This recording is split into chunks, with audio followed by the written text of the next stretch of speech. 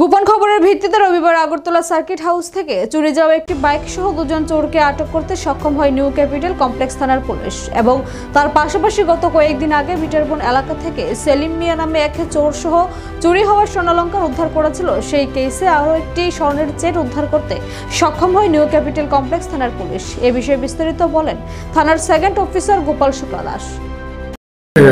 গতকাল আমরা একটা ইনফরমেশন পেয়েছিলাম যে গত পরশু দিন রাত্রিবেলা আনুমানিক 3টার পরে আমাদের সার্কিট হাউসের কাছ থেকে একটা অ্যাপার্টমেন্টের সামনে একজন পলু টাওয়ারের কর্মচারী ভাড়া থাকে।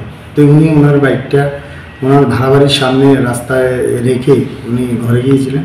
ততক্ষণে এই বাইকটা চুরি হয়ে যায় ওই জায়গা থেকে।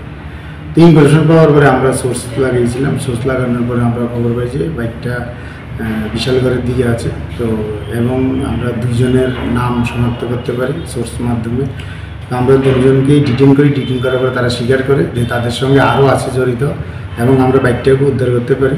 তো আজকে আমরা একটা মামলা নিয়েছি কমপ্লেন্টের লিখিত অভিযোগ মূলে।